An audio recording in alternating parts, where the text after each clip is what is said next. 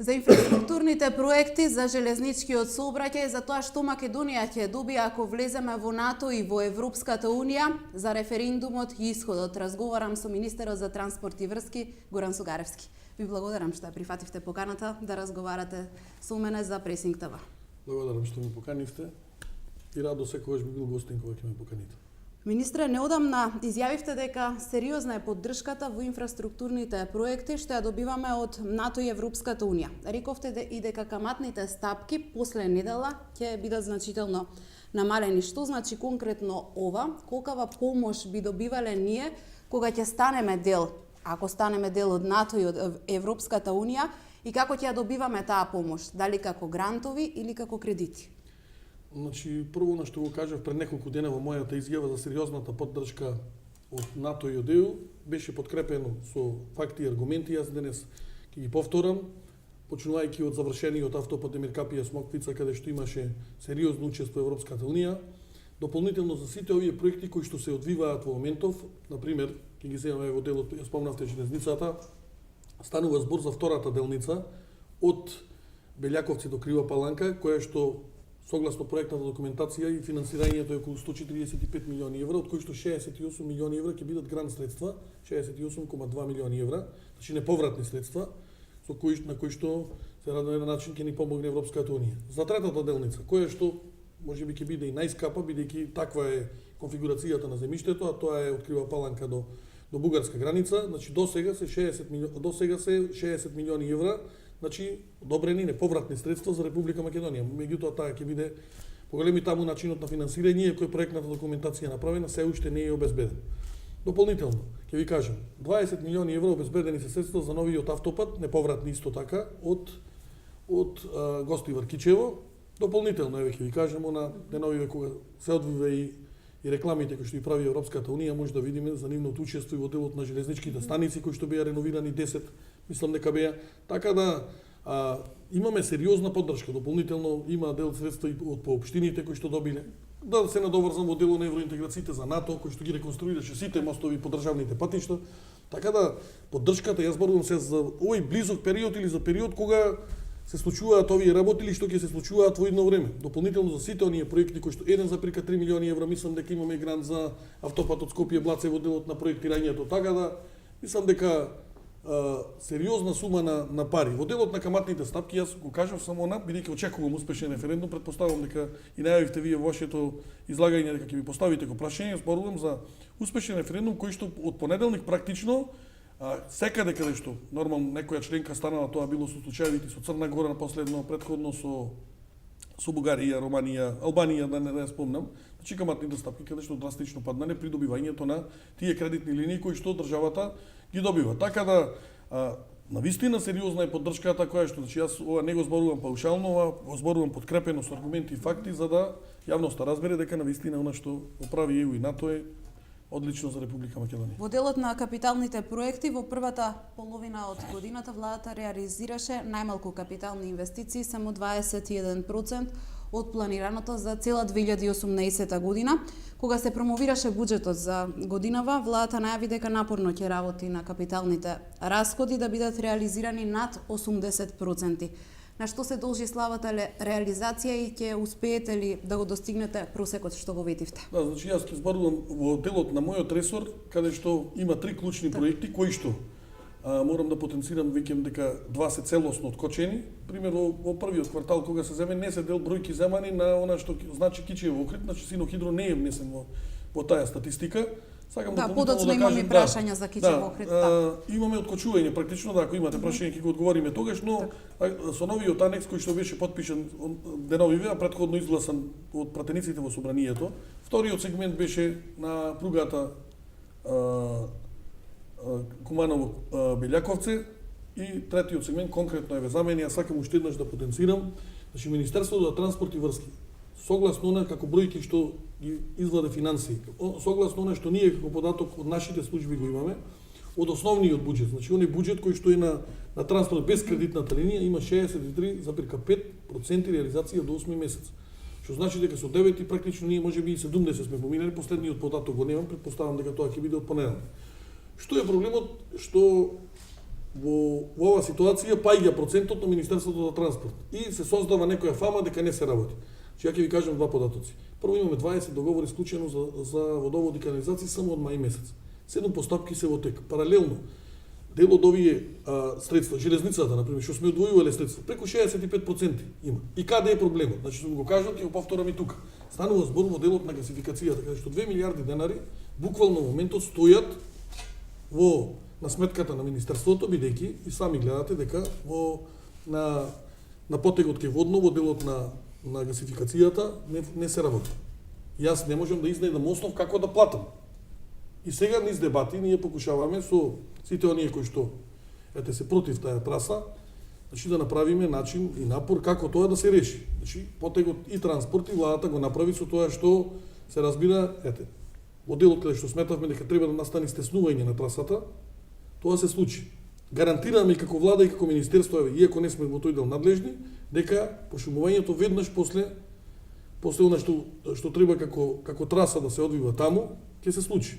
И бројните аргументи. Граѓаните кои протестираат ви предложија да се оди по друга траса. Вака, значи ситуацијата е многу јасна. Значи двете дебати и во град Скопје и во Министерството за животна средина покажаа дека аргументите се страната на владата.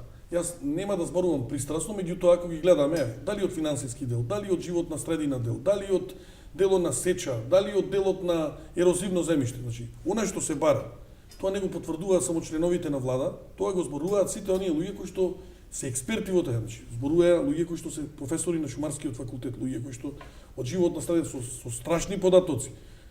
Лага исто така дека иако во времето кога сум ја министер, во претходно се користат аргументи дека градежната дозвола била издадена во еден ден од претходната. Не е точно.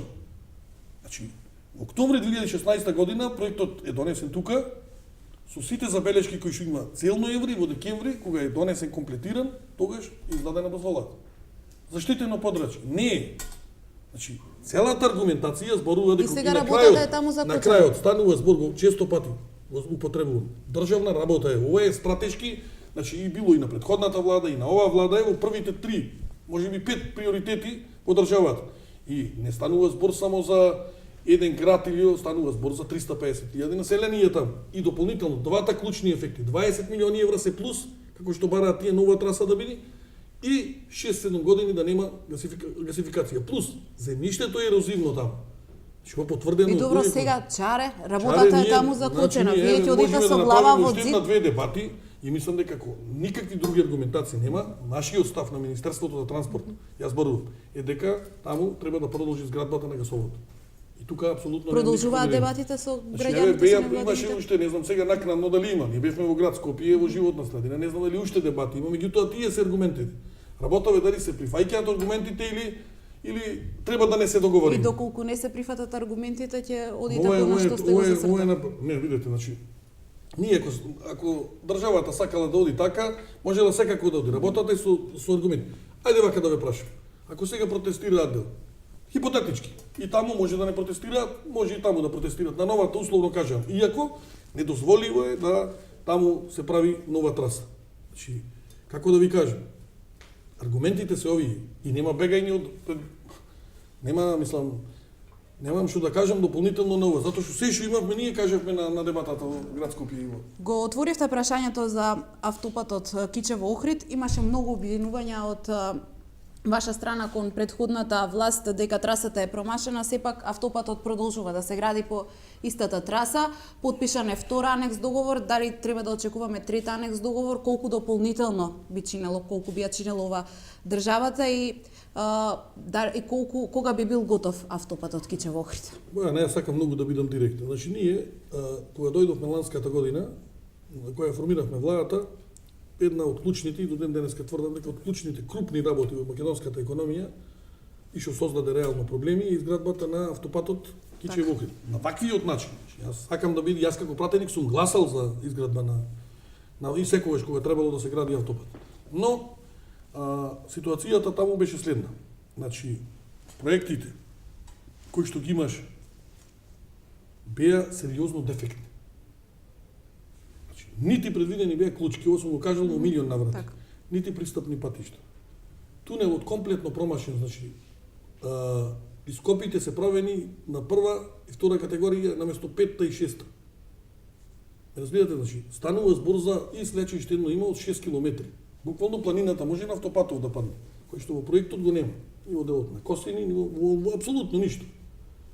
И нормално беше да се доведеме пред. Или требаше да го стопираме тоа, на земени веќе пари, и утре со компанијата со која што работи таму да се донесеме во ситуација на тоа да одиме по арбитражи и не дај Боже да сме изгубеле, државата не знам колку пари тоа би ја чинело и второ таму ќе останеше без пат. Тоа значи што се стопирај комплетно. И наново се.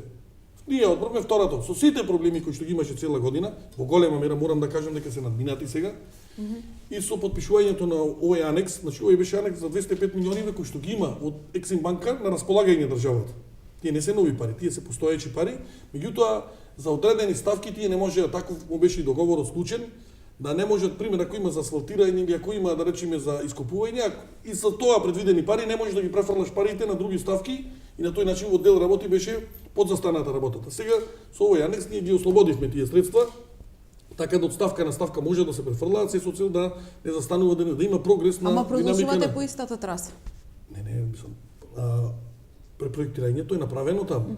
Така да на дел места може би не со по моја задоволителна динамика, меѓутоа се работи таму. И тоа може кога би бил готов автопатот? Очекувањето ваше? Значи две уште прашања имавте, значи кога рокот ние го продолживме до јуни месец 2021 година. А средствата, пошто во овој анекс, сега кој што се носеше во собрание, предвиден рок од 10 до 15 октомври, каде што ќе биде потпишан трет анекс. За сега, бидејќи уште се преговара, не би шпекулирал, бидејќи јас кога државме пресконференција и кога го најавувавме ова, кажав дека буквално од ставка до ставка и намалувањето на цените и секоја цена, јас пошто сум предлагач на тој анекс на договор во собранието, ќе го објаснувам ако треба и по не знам колку пати, по колку бидејќи ќе станува збор за средства кои што ќе треба да ги плаќаат граѓаните, за жал. Уште една актуелна тема, Македонија останува без меѓународен железнички сообраќај. На 30 септември е последен ден. Изминативе денови изјавивте дека ќе направите се, ќе ги вложите сите напори за да се реши овој проблем, иако од српска страна за ова беше соопштено уште пред неколку месеци, што ако Македонија остане слепо црево, односно единствена земја во Европа покрај заедно со Албанија без меѓународен сообраќај. Извинувам, значи ние пред неколку месеци со вице-премиерот Ангјушев бевме во посета на Република Србија, имавме со тамошната министерка и подпредседател на владата Михајловиќ разговарано на повеќе теми, која оваа тема беше врзана со овој меѓународна линија. Значи ние уште не е пред неколку месеци, јас уште кога станав министер во владата, ми беше соопштено дека може евентуални проблеми да има, бидејќи тоа е, како да ви кажам, деловна политика на Железници Србија. Ние правиме напор да остане линијата, меѓутоа се не зависи од ситуацијата од нас. Успеавме да пролонгираме до 1 октомври да биде сега. Делегација од Железници Транспорт Македонија се поидени во Србија да разговараат. Ние дополнително разговараме со дали постои простор таа линија да остане. Значи, се што е во наша моќ, ние ќе направиме да тоа се случи. Паралелно, ако треба и дополнително во Србија, ќе одиме да разговараме или ќе каниме тука, но факт е дека тие се повикуваат дека на економска неисплатливост на линијата. Тоа се аргументите нивни. Ова е, знаете како, ова е исто, не знам дали имате прашање, како за јавниот повик што беше за нискобуџетните компании, кога обвинуваја дека сум укинал некаква линија од Скопје до Барселона, а тоа е деловна политика практично на компанијата. Тоа се аргументите нивни, а кои се нашите аргументи? Ние сметаме дека тоа треба, тоа одговара за Република Македонија. За летниот период, например, имавме ситуација кај меѓутоа треба да гледаме двете страни. Сепак се работи за работа која што е во друга држава. Значи не зависи само до нас. Меѓутоа се што е во наша моќ, ние ќе направиме да видиме дали постои можност да тоа продолжи. Ја не ме прашуваат дали алтернативно размислуваш како би. Не размислувам, сакам ова да остане како што е. И ќе направам се тоа да се случи. Меѓутоа не гарантирам дека бидејќи не зависи само од владата на Република Македонија или од Министерството. Железници Србија. На почетокот на овој наш разговор се осврнавте на референдумот и на тоа каков исход очекувате во недела. Рековте дека очекувате да помине добро референдумот, но што ако референдумот биде неуспешен, дали после тоа може наскоро да очекуваме нови предвремени парламентарни избори? Ќе го одговарам многу лично, не како, значи како Горан Сугаревски, дека прво не размислувам за неуспешен референдум. Јас и кога дојде од Министерството за надворешни работи договорот на влада, оние моменти кои што мене како човек ме интересира, таму ги има во договорот, тоа е македонскиот јазик, македонскиот народ, комплетно заштитување на националниот идентитет македонски. И мислам дека во тој дел. Јас сум еден од тие кои што можеби најмногу оди по терен, мене ми личи ситуацијата дека во голема мера е добро објаснето од страна и на владата, веројатно бидејќи носител на целата активност и собранието на Република Македонија. Однаш што го гледам од терен, гледам дека ситуацијата, согласно одредени анкети, јас некој се чувствувам јас како да сум анкета, бидејќи наистина теренски одиме многу со од кабинетот по терен и генерално, мислам, по службено, меѓутоа користиме прилика да разговараме за недела, бидејќи тоа е многу актуелно, така да не можем да размислувам. А инаку, јас ако ме прашате лично, еден ми од тие заговорници кои што сметав дека со локалните избори треба да има парламентарни избори, затоа што тоа беше мој личен став, се разбира. И апсолутно не се плашам. Не мислам, еве да бидам директен, не мислам дека избори некако воопшто не се плашам, сигурен сум дека СДСМ ќе победи во моментов ако има избори, повеќе од сигурен. Мислам дека не сум грешил никогаш околу тоа. Ама мислам дека е поважно недела да помини отколку да има предвремени парламентарни избори. Значи нови 6 месеци, ново застој во стопанството, во економијата и одење. И мислам дека не заради тоа што сме ние сега на власт, многу тешко дека оваа држава, било која влада идна, ќе постигне подобар договор од овој што е во моментов. Тоа мислам дека имав прилика да видам деновиве, дека и дел од луѓе кои што кога бевме ние опозиција, кога бев пратеник, беа министри од редовите на ВМРО да помане тоа и мислам дека од нивни аспект тие го кажаа дека многу тешко, дека во едно време и кога би биле тие на власт би имало подобар договор. Вчера премиерот Заев изјави дека оние што нема да гласаат на референдумот нема да се бројат. Паралелно со кампањата за Европска Македонија се води и кампања за бојкотирам. Се согласувате ли вие со ваквиот став на премиерот? Дека оние што нема да излезат на референдум нема да се бројат? Значи видете, јас во многу наврати кажав, изјаснувањето на луѓето еве ќе го земам ВМРО ДПМН, значи нема да земам друг. Ние и кога сум бил пратени и претходно во јавност, сум слушал 10-15 години како од ВМРО ДПМН дека ќе има референдум за било кое прашање поврзано со договор, односно со членството во НАТО. Да ви кажеме на работа. Значи нас не ни треба ништо, никаков договор, да, не е и во НАТО. ВМРО ДПМН не е проблематичен референдумот, проблематично е прашањето. Јас тоа ви го одговарам. Значи, зашто нас би бил договор ако не се и НАТО? Еве, нека ми одговори некој. Зошто би бил договор? Мислам дека економските односи се добри со Грција. Бил проблем во добрососедските и во политичките односи. Фирми работат во Македонија, многу грчки. Зашто ако не е и НАТО, зашто би бил договорот? Еве, јас го гласно го поставувам ова прашање. Значи, договорот е поврзан со членството на Македонија во ЕУ и во НАТО. Така да апсолутно немам никакви дилеми. Моето очекува е дека во недела масовно ќе одат луѓето на гласање. Така очекувам и успешен референдум очекувам, еве, да бидам најдиректен. Уште неколку дена неделата од референдумот, останува да видиме што ќе се случи во недела. Ви благодарам за интервјуто. Благодарам и вас. Драго ми беше.